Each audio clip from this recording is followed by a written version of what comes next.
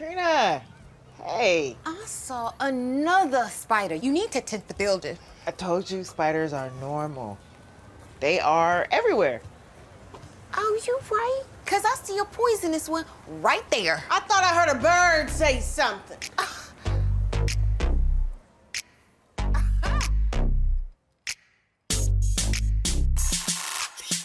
Hello and welcome back to Insecurity, the official recap podcast for HBO's Insecure. I'm Crissle. And I'm Hey Fran, hey.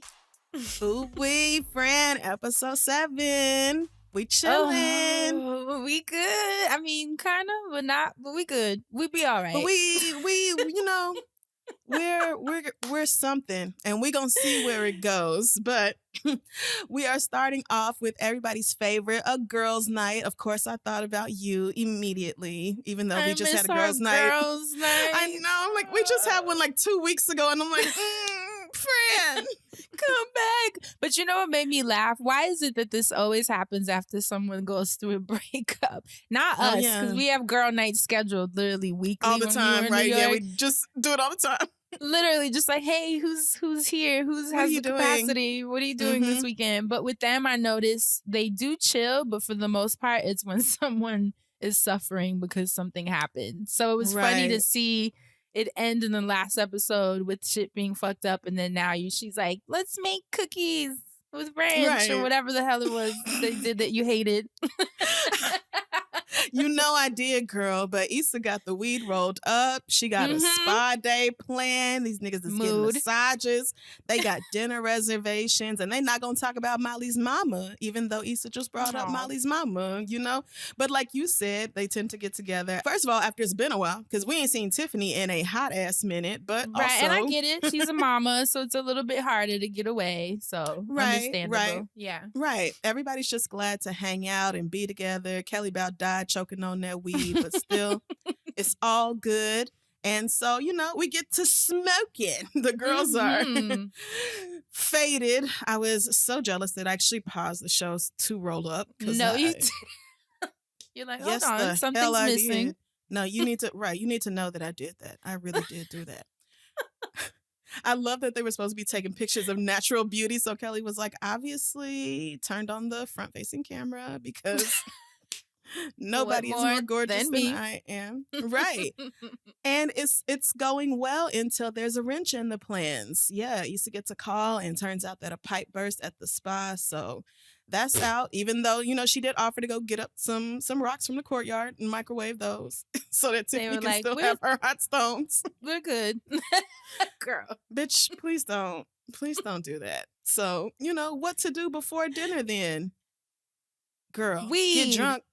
Obviously, we're finna get drunk. Yes, everybody except Kelly, of course, who is Cali sober, one of my favorite phrases. I've never heard that before. Oh, I've heard it usually in the context of like addiction meetings and stuff like that. But Cali sober just means you smoke weed. You're not sober, because fuck that. Got you. So you just quit drinking alcohol. It's because nobody in Cali is quitting weed. So let's be real. Okay. Kelly like, is pick your poison because I'm keeping one. Exactly. And honestly, not mad at it. So she's gonna smoke up all the soggy weed while Issa runs to get a hat from her lid subscription. That was too much. That was really too much. But you know, Molly got the tunes going, they karaokeing it up, and it's time to play questions in a hat. I said, oh no. Lord. Listen, Kelly said it. This Jumanji ass game has a lot of power. And I said, what are we about to go through with this fucking hat and these preguntas? What's going to happen? These preguntas. And you know they always got to say the most awkward ass shit. So I was waiting to see who was going to dish it first. And of course. But, who else? But before we get there, we're going to take a quick stop over at Condola's house where, Fran, I swear to God, I've never been so happy for fake people in my life. I am so relieved to see these two adjusting nicely to a co-parenting situation. Elijah spent the night with his daddy, and Lawrence is even offering to assemble Condola's shelf for her. And I was like, wow, see how things magically improve when you decide to be in the same city as your child so that your baby mama can learn to trust you with them. Amazing. And when they realize that while it is about the baby, it's so much more than just the baby. Like, it's like we're curating a lifestyle with each other. Like, him even being down to do that for her wasn't necessarily for the baby in any way, but it's like, let's just be cool. Like, take care of each other as humans that are co-parenting this child together. I love that and scene. Making your baby mama's life easier. Truly a concept. But she's tired. Yeah, like, why I not? love it. And like you said, it was because he finally was like, how can we do this in that last episode? And it really took both of them having to let go in certain ways, because even her being down to let him keep the baby was a big improvement for both of them. Yeah, like, get your sleep, Condola. Get your help and get your sleep. Because you want the help. I do understand you need to trust the person that your child is with, but this is also his daddy. So, Condola definitely needed to give some. Lawrence needed to give some. And now they are at this really great place. I love to see it. A beautiful moment between the two of them. But, these niggas are boring. Back at Issa's, everybody is lit. And the game has started, okay? What is an embarrassing fact about you that none of us know? And Molly is very brave to tell these niggas that she's never seen Love Jones. I said, oh no, Fran will never fuck with you now. Oh, I was offended. Mean? I know you were. That show has been. You paused the show to roll up. I paused for my mental health. You paused to send an email. Dear Molly Carter, bitch, is Lorenz Lover Jones? I'll slap the shit out of you. Oh my God, I died at that line too. She is so silly. And Tiffany talking about even when she's masturbating, she still thinks about her husband. Like, girl, lies. That's so whack. And she's lying like hell. Like, and why would you lie to your friends about it? Shout out to Kelly for being like, I mean, I think about Derek too, which that's a step too far. That's a step too far. It's a step too far. But I do love this next part, this callback, because the next question is, have you ever broken a friend's vase? And we have seen this argument between Issa and Molly before, and Issa will never, ever admit that she did this. You got to shit. take some Not shit ever. to the grave. Listen, even though we all know the truth. But, okay. Tiffany pulled a question about spending the rest of your life with the last person you slept with, which honestly sounds like something she would have wrote because boring, but... Right. Issa takes the chance to tell the girls about what went down with Nathan. And she's even like, can y'all believe he called me inconsistent? Now, girl. First of all, their reaction was fucking priceless. So funny. It was like, oh my God, not inconsistent. Whoa. She's like, fuck y'all. That's so something we would do, first of all. Well, first of all, because that's like, never mind. I'm not even going to bring no innocent people into it. But when Issa said, alone. You knew where I was going, but when Issa said, wow, really? And Kelly said, yeah, you dumb bitch. I was like, Kelly really thinks she me. Like, she really... Y'all really are the same fucking person, like, there's a lot of similarities. Crazy. Creepy borderline. Yeah.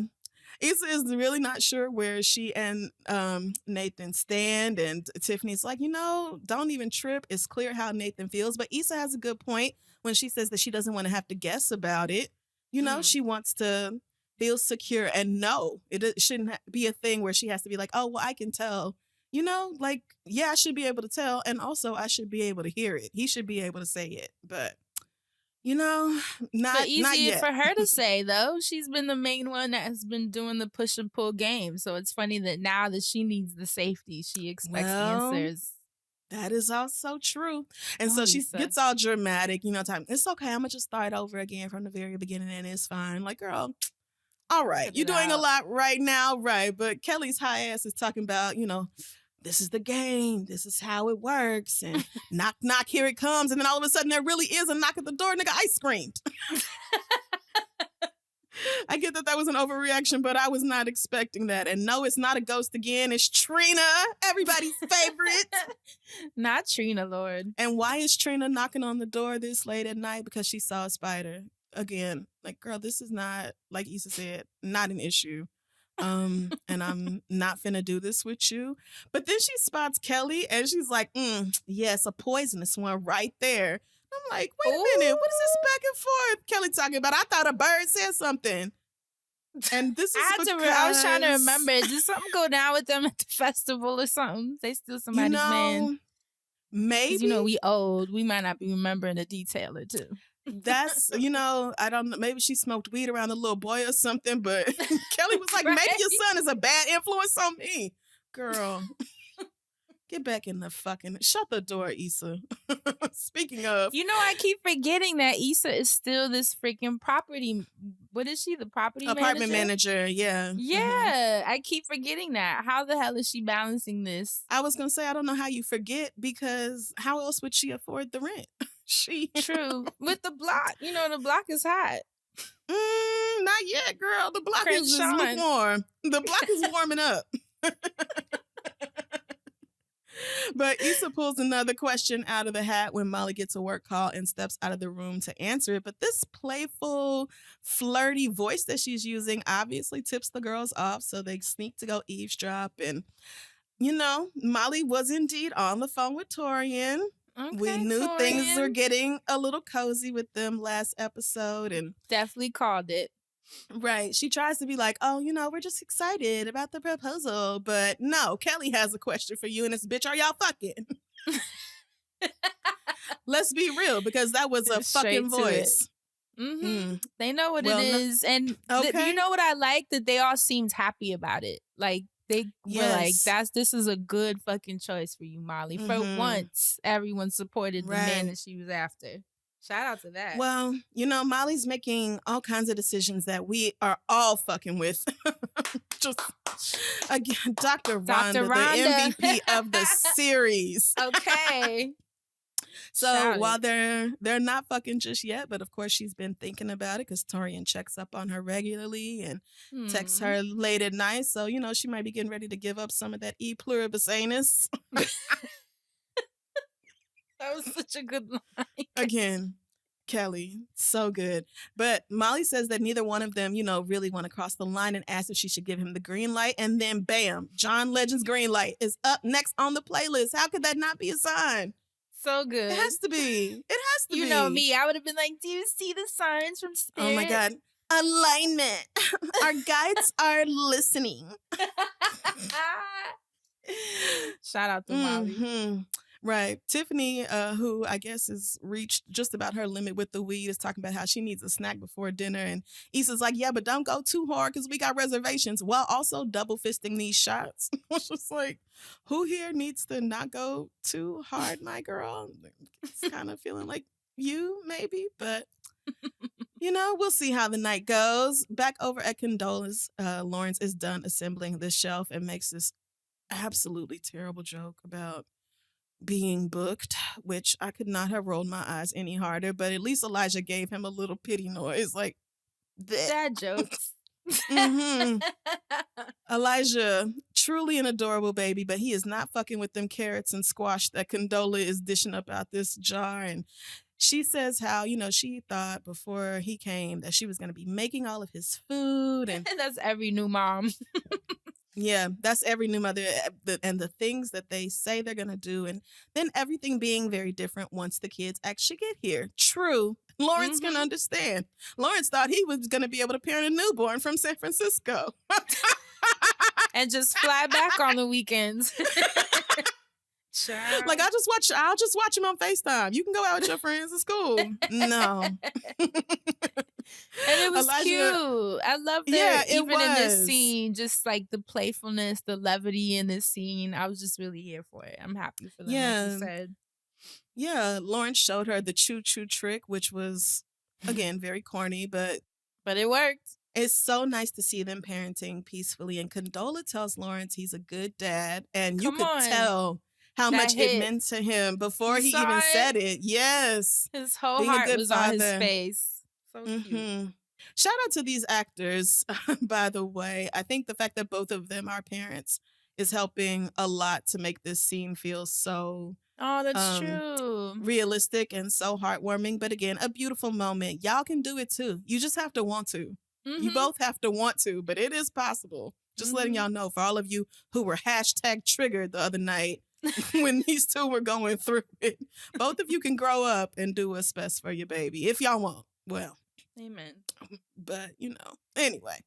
Back over at girls' night, Issa done called Fran and been like, what's the nastiest combination of flavors you can think of? Because I want to make it into a dessert. Because Taurus things. Cool Ranch Doritos mixed up into some cookies. Only high bitches would Crystal, think that sounds good. so... Fran, you don't do that. It sounds so good. I told you I'm headed today to try it. We gonna pop that. And I'm FaceTime you. You don't. I won't taste answer. I won't pick up the phone. You need to get out from them pine trees and shit. Clearly all that fresh air is fucking with your brain because that sounds disgusting. Anyway, the next question out of the hat is about do-overs. And if you could have a do-over, what would you do? Tiffany, again, towing the boring line, talking about none. Derek and I went through everything to get us where they are, but then she does very cryptically say, or where we will be, which is obviously a hint towards the news that she's going to drop a little bit later in the episode. Yikes. Yeah. Issa wishes that she would have figured out what she wanted to do sooner. I said same. Really, really wish I knew the things I know now 20 years ago. Would have been relatable content. Incredible. But Just alas. saying, would have been so nice. Yeah. Kelly says that she had to fake die to realize that she needs a purpose. This bitch Columbus, the concept of walking around, and even said that she is done helping rich white men help other rich white men get even richer. And I said, I knew it. I knew first episode that this bitch was heading in the direction of a career change, not feeling fulfilled. So, we'll get to predictions later on, but she's about to start making some moves in her life. Just then, Issa's bastard cookies are done in the oven, and she pulls another question while the cookies are cooling off. And this one is, which of your friends' exes would you fuck? Which to me, Fran, I said, hold the phone. Hold the phone. I love my girls. I have somewhere between 12 and 15 really close girlfriends. Same. And they mean everything to me. And not a single one of y'all, not a single one of y'all has an ex that I want to fuck or that I would tell you I wanted to fuck. This seems like the worst idea for a game. Why would you do this? No, yeah, I think that's no. Because there's no way to answer that, even if you did have someone's ex that you would smash. There's no way to answer that without someone feeling away. There's just no way. No way. I mean, No it's almost as inappropriate as Kelly being like she thinks about Derek when she masturbates. Like, and and she slid that one in. I like nobody even said anything about it. Right. Tiffany was like, wait a minute. Now, this is an interesting question because obviously the answer is Daniel, even though Molly talking about the nigga who used to work in the dining hall. We don't know him. That was back in school. The answer is Daniel. Okay. Across Kelly the and board, Tiffany too. got it. Right. Even us at home. I think every person watching said Daniel. Yes. Every single everybody. person. We really miss Daniel. Remember when Issa got mad because he nutted in her eye? And left? That is just, no, that is, well,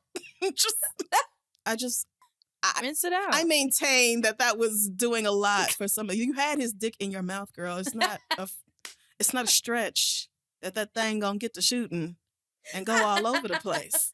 And remember she drove home with the one eye in her lip? Yeah. When Kelly said that she's starting to feel like, she said she's starting to feel like Lawrence because Issa is throwing Daniel's fineness in our faces. Like, bitch. That was so rude. That was so rude. But since you brought up Lawrence, Issa tells the girls about running into Lawrence Condola and the baby at the hospital. And Issa assumes that they got back together. And you could tell she's struggling with it. She said that she wanted closure from the situation, but this is how things go. It is what it is. And Kelly makes sure that she mentions, they were at Simone's birthday, which Issa knew, but it was stank and not a dope situation. And reminds Issa that you really dodged a bullet with that new parent shit. And she agrees, she did not want to be part of the baby mama drama. She knew it was coming because it always does. But she does still feel guilty about how things ended. And I was like, interesting. Why? Because you scammed a ride from the airport? In that scene, though, I felt like she low-key was happy to hear. It was weird. It was like, when you are kind of sad because your ex may have moved on, and not only did he move on, but they have a fucking baby and shit, and you're just like, damn, he's really doing the dad thing and might be happy, and meanwhile she's over here still figuring shit out. And so when Kelly told her like, nah, actually they were beefing, arguing, and shit was all fucked up, she kind of smirked a little. Issa like she was a little relieved. Like, oh, word. Okay, good. Like, let me call them. Like, oh, it's not all good over there. Calm down. Right. Again, Molly tells Issa, girl, you made the right choice. And then here come Tiffany talking about the choice just has to be the right one for you and not necessarily the smart one. Sweetheart, you are talking about yourself and your situation right now. Don't project that shit onto Issa. Issa made the smart and the right choice, okay? Thank you, Kelly, period. She did. So they all decide, to take a break, go get dressed for dinner. But it's clear that Tiffany's ass done got in Issa's head about this. You just have to make the right decision for you. And who cares what other people think? Like, yeah, what other people think should not be what drives your decision making. But also, you simply lay out the facts of the situation and you needed to leave Lawrence alone. You did. You did, girl. You did. Especially in that moment. Here like, She don't want to say it. She don't want to say it, girl. It was a fresh baby. That nigga is brand new. Yes, it's true. I just think because I don't see Lawrence as like a bad guy. Like, they weren't together. It'd be different if he had a baby on her on some like, we're together and you got someone else pregnant. Shit is fucked up for real. And like we said, I think in last episode, he's going to be tired and trying to get time from him. And, I can see a lot of the problems that it would cause. But you know me, Fran, the heart wants what it wants. If you can make it work with the person, because Lawrence is not a bad guy. At the end of the day, he's not a bad guy. He just made a wild ass decision, but he's not a bad guy. I mean, it was never that he's a bad guy. It's that he's having a baby, and that is big stress. So why go through that when you don't have to? He is about to be going through a lot of bullshit. You have your own life to live. Getting the block hot. Right. And if he's... Oh, friend, that was excellent. But if he's going to be a good father, he's going to be spending a lot of time with her, and you're going to be feeling a way about it. So, like, why even put yourself through the stress? Right. Yeah. Well, the girls all get dressed. They look amazing. I'm like, oh, y'all got nice dinner reservations. Because let me tell you how we never look like that. We be in our fucking grass woven pants. Talking about who wants to order? Passing around the phones.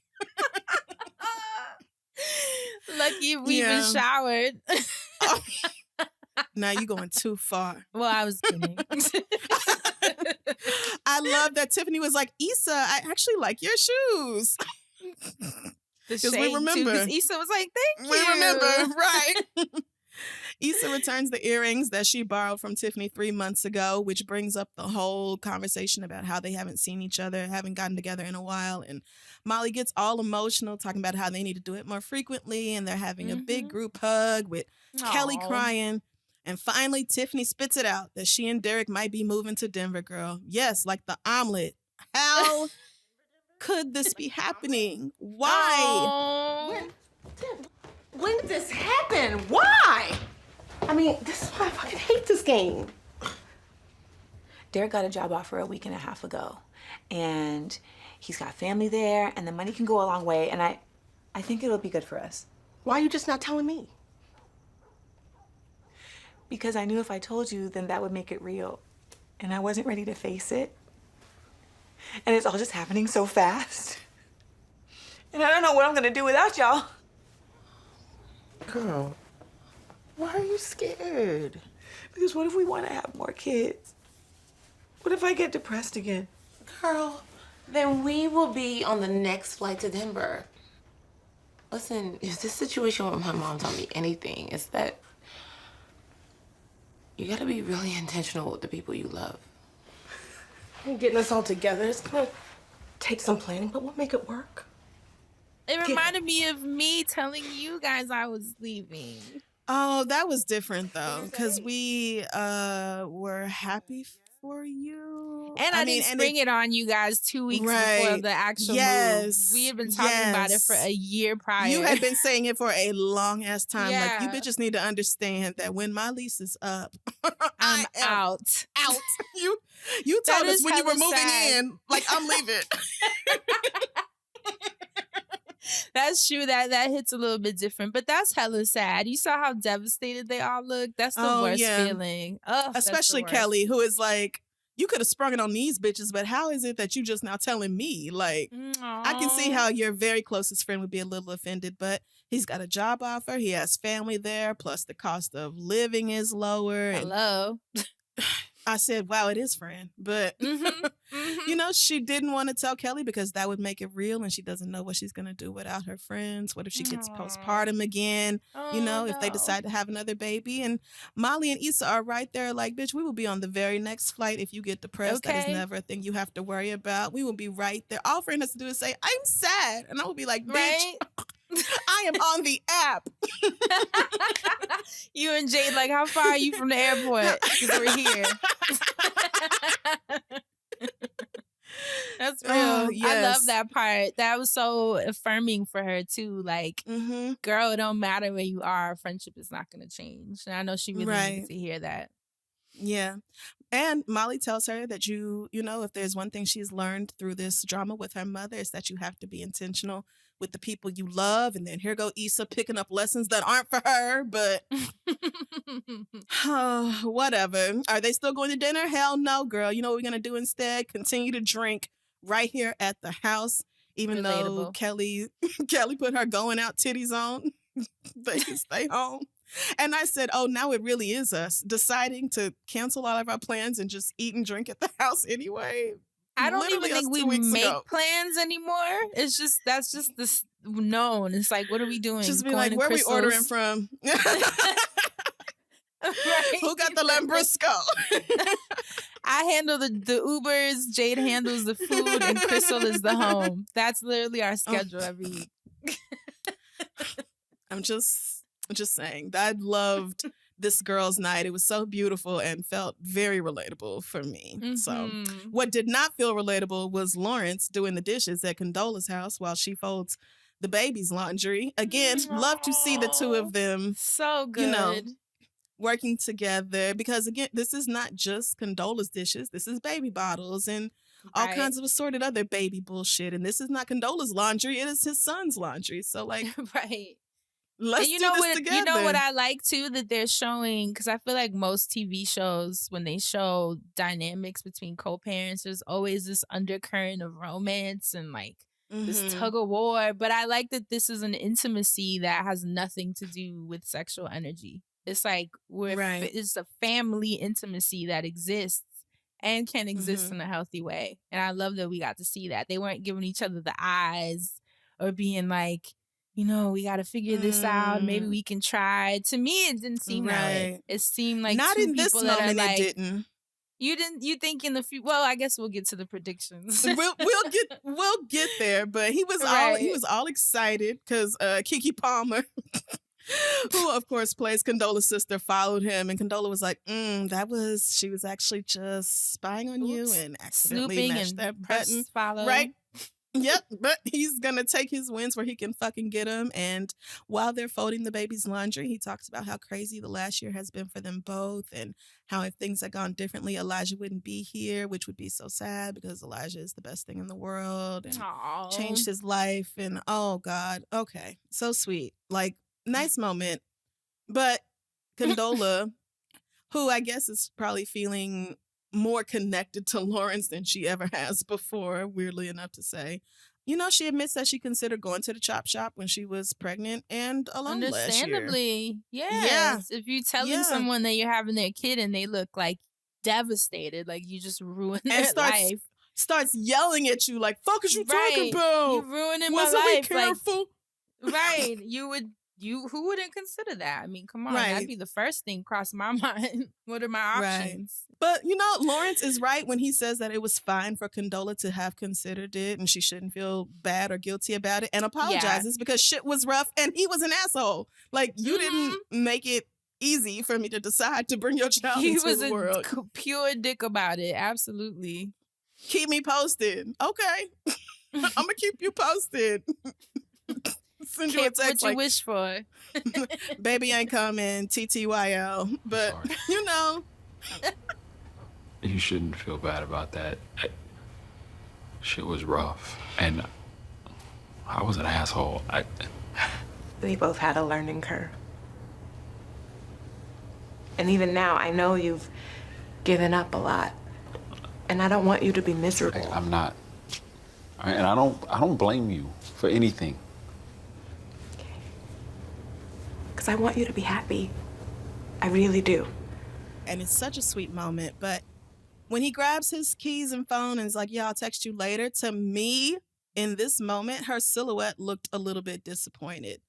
Like, it was kind of like, to me, it looked like she was hesitating a little, like almost like she wanted him to stay but didn't want to say something. So she just kind of like nodded. Yeah, I was like, something about your body language here that makes me feel like you wish, like she's looking at Lawrence differently now. Yeah, like maybe you wasn't really caring about Lawrence before and, you just so happened to get pregnant by your rebound dick, but you're seeing him step up and really be a good dad and helping out around the house.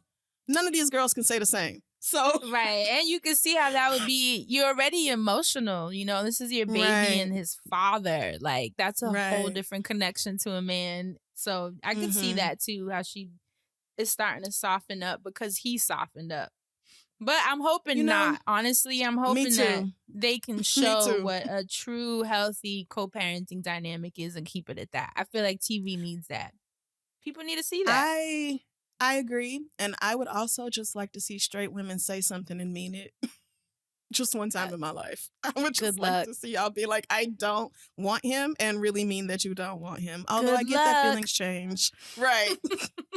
But yes, I would rather, the baby parents going back and forth. We've seen it a billion times. I would love to see a healthy co-parenting relationship, even with a newborn. But yes, these niggas are dealing with heavy things. The girls, though, they are not, okay? More drinks, more weed. They are zooted out on the balcony when Issa gets the great idea to text Torian from Molly's phone. And for half a second, I was worried that they were going to do something really inappropriate and fuck this whole thing up. But, Issa channels her inner Alicia Keys and says, I'm gonna just type, let's get together outside the office one day. Cause I do look different outside my work clothes. No, you didn't. So good. So no, because we all knew immediately where that came from. But Molly is fucking with it, that sounds good. And she takes her phone back. She starts to text out something and she shows Issa the phone. And right then, Dro fucking calls. I said, "Oh Lord, here go Fran." I was like, "Is it retrograde?" Not Dro. No. It's the game. The X's are upon us. Kelly said, "Let it happen." Okay, Daniel Kaluuya is already in her DMs. She's so which funny, is not. bro. She's Tiffany just was like, so stupid. You DM'd him. You cut it right. out. And she do not want to hold your titties while you take a tit pic to send to Daniel, but. She goes off. I have to hold them this time. I don't want to hold them. But while she and Kelly go off to take some nudes, Issa takes the chance to call Lawrence. And Molly, again, an excellent friend for snatching the phone out of her hand in that moment. Because I wouldn't have. I would have been like, make sure you're sitting so you feel grounded in this conversation. Come, let's go to the couch. No, I'm Molly. And her justification, completely accurate. Remember how you were just saying that Nathan called you inconsistent and now here you are being inconsistent? This is not going to help the situation. You're being impulsive right now. You seeing signs, right? And your feelings are hurt. You feeling kind of IDK-ish about your man. So here you go, about to do something stupid. So Molly tells her, if you want to call tomorrow when sober Issa is here, then do it. But right now, please leave it alone. And thankfully, You're right. That's Issa great realizes. advice. Yes. I will reel myself back in because that's great. Please advice. do it. See, thank you, girl. I know you be all in love with love, but come on now. Yes. So Molly saves Issa's relationship, and the girls are leaving her apartment the next morning. Which I love that their girls' nights are like literally sleepovers. Like, bitch, we're all too fucked up. So just That's stay right so here cute because the rest of us, we love our home. We go so home. Much Yeah, we go home. I do. I need my bed. Yes. But that's cute. I need my bed. I need my home. But yes, I love this. Issa has a text from Nathan checking in. And I admit, Fran, I thought this was about to be a breakup phone call. Me too. This is the part where we both got wrong because we thought that was the end. But yeah, Nathan we thought that was did the not end. do that. He did not do that. That's right. He did not. Instead, he does admit that he loves Issa, always had. And, he's been in his head about it because he's never said it to anybody before, which is a big thing. Mm-hmm. That's a step that you can only take for the first time in a relationship. And Issa does apologize for pressuring him about it, but he says, don't, because I was being childish and I have a tendency to be avoidant. Come on. Issa, I do love you. I always have. Oh.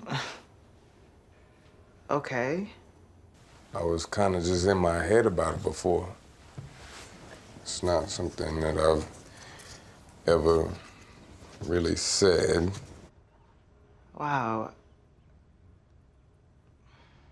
Well, I'm sorry for putting so much pressure on you about it. I definitely shouldn't have done that. Nah, I was on some childish shit. I can be avoidant, and I need to fix that. So, you not leaving? No.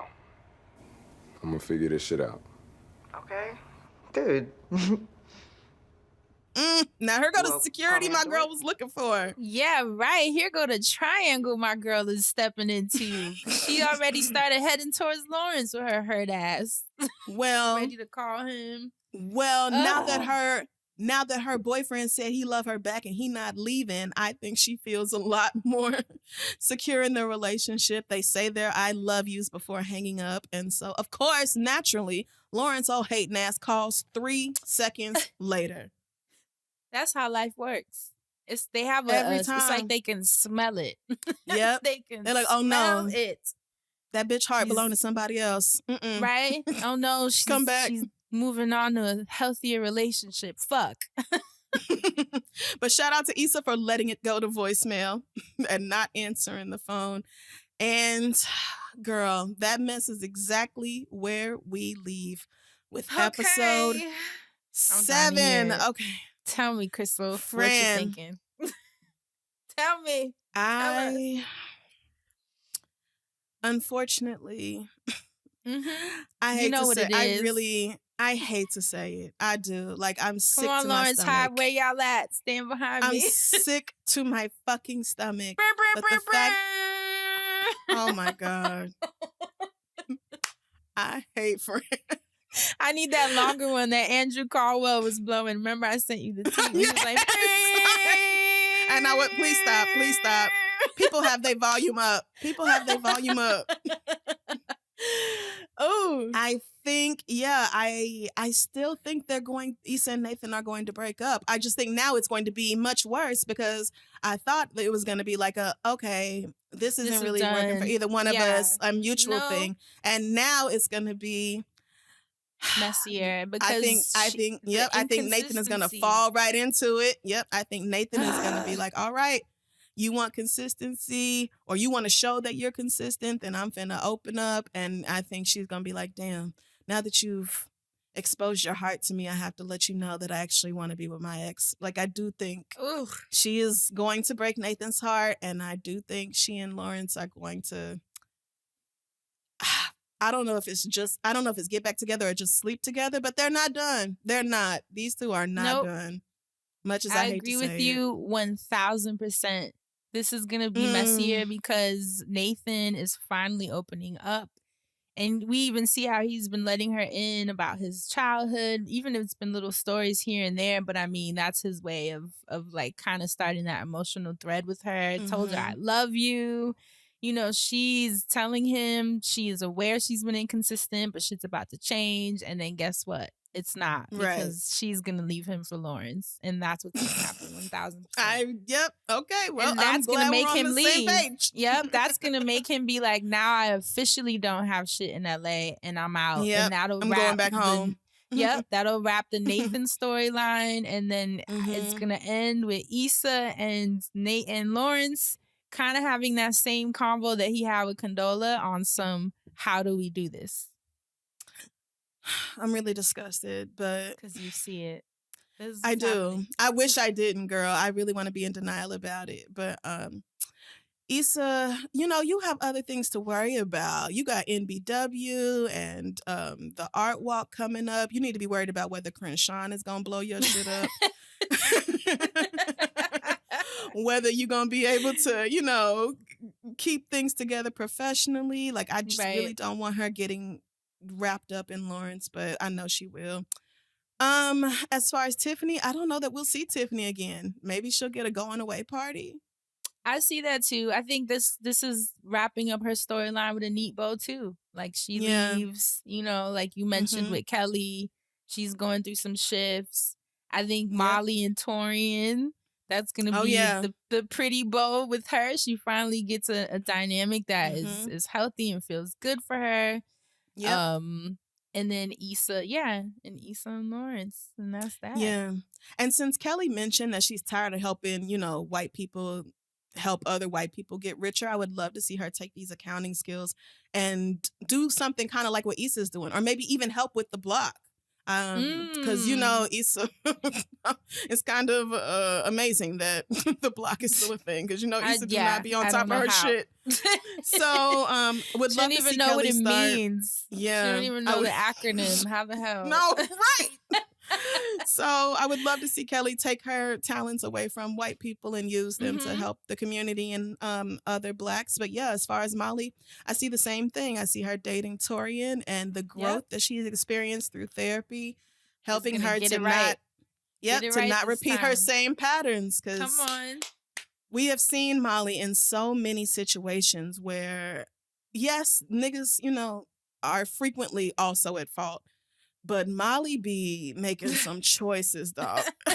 Where you just like, do you ever want love? Even I shake my head.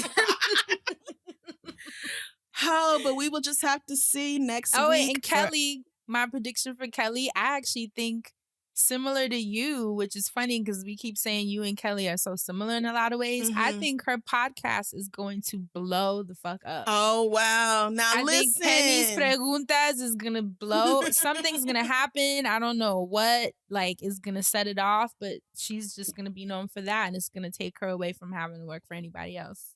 Ooh, and you saying that made me think maybe she'll also start, like, a personal finance for Black people podcast, or maybe she'll incorporate that into the all existing of her one somehow. Sets. Yep, I can see that. That'd be sick. Right. But, you know, Kelly is turning new leaves, doing new things. Cannot wait to see where she goes. But, oh, that's it for episode 7. Fran, please. What's that? 3 left? 3 left. Ooh! 8, 9, and 10 are left. So make sure you are tuning in every Sunday evening, 10 p.m. on HBO. And don't forget to follow along with the conversation online using hashtag Insecurity. That's INSECURITEA. Fran, any parting words? Just a hashtag. Lawrence Hive. Stop with this Drops ugly mic. shit. Stop it right now. It's unbecoming of you. Leave it alone. Bye. Goodbye, Nathan Navy, or whatever y'all told me on Twitter. Ciao. Insecurity is a Loudspeakers Studios production in association with Team Epiphany. We're your hosts, Crissle and Fran. The executive producers are Chris Morrow and Matt Raz. The producer is Matt Raz. Our associate producer and editor is Tyrell Worley, and the show is engineered by Dwayne Crawford. Don't forget to subscribe to Insecurity wherever you get your podcasts. Or check HBO Max to hear the latest episodes as soon as they drop. Brr, brr, brr, brr.